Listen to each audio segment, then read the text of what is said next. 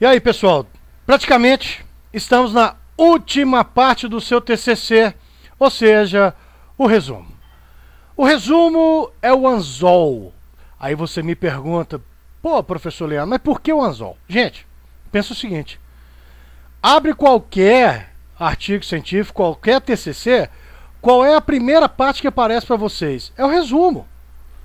É o resumo que vai estar lá. Então, se o resumo é a sua primeira aparição, é a porta de entrada para o seu TCC, ele tem que ser um puta do anzol. Por que anzol? Vai ser ele que vai fisgar seu leitor. Se for um resumo meia boca, o que vai acontecer? Pô, o cara não vai ler. É a mesma coisa, você pega qualquer livro, qualquer advertising, qualquer nota publicitária de um produto, serviço, o que quer que seja, se ele não tá legal, não chama sua atenção, você não lê. É a mesma coisa, se o resumo não chamar a atenção do leitor, esse cara não vai nem abrir seu TCC. E você pode ter um TCC, um artigo científico maravilhoso. E basicamente, você tem que lembrar o seguinte, como é que eu faço então um bom resumo? Eu tenho que ter uma estrutura mínima obrigatória.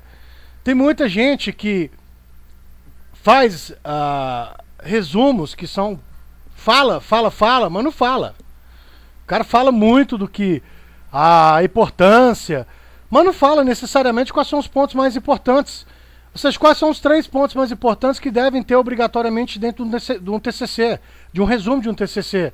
Seja ele monografia completa, seja ele de repente aí um artigo científico. Primeiro, você já mostra qual é o objetivo do trabalho. Depois você aponta a metodologia utilizada em todos os pontos, de forma resumida.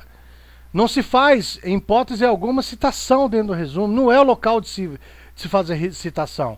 Você pega todos os pontos que foram trabalhados. Aí você me fala, pô, mas eu estou com a dúvida de quais são os pontos obrigatórios da metodologia. Volta lá numa aula, nós trabalhamos uma estrutura de metodologia que eu mostro quais são os pontos obrigatórios, seja ele qualitativa ou quantitativa. E depois você apresenta uma conclusão de forma resumida. Você não vai entregar também todos os pontos. Ou seja, a ideia é você apresentar a conclusão e o cara despertar o interesse dele ler o seu TCC. Ok? Agora, nós temos alguns pontos que são importantes a ser, algumas dicas, né? Alguns pontos que vale a pena ser observado, lembrando que isso pode alterar conforme a estrutura metodológica ou então a estrutura de ABNT que para o local onde você vai estar enviando ou você vai apresentar o trabalho, mas de forma geral normalmente não se foge disso. Um artigo científico para monografia pode-se escrever um resumo maior, deve-se inclusive escrever um resumo maior, mas nada de embromation, enrolation. A ideia é que você tenha um resumo completo. Mínimo de 10 linhas, máximo de 15.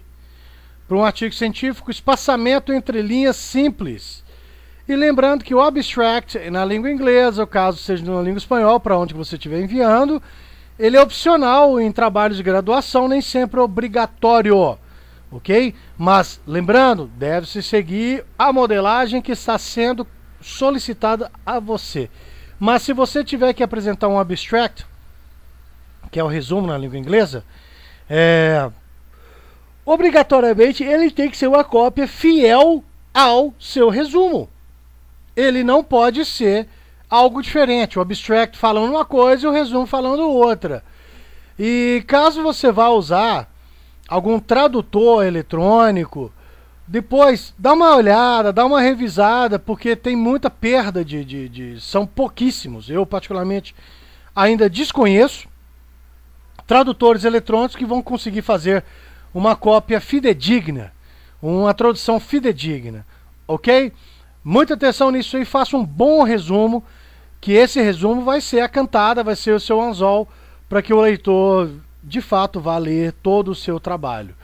Tá aí o meu Facebook, vai lá, curta, temos bastante assuntos, temos vídeos, tem participações minhas em jornais e revistas por todo o Brasil.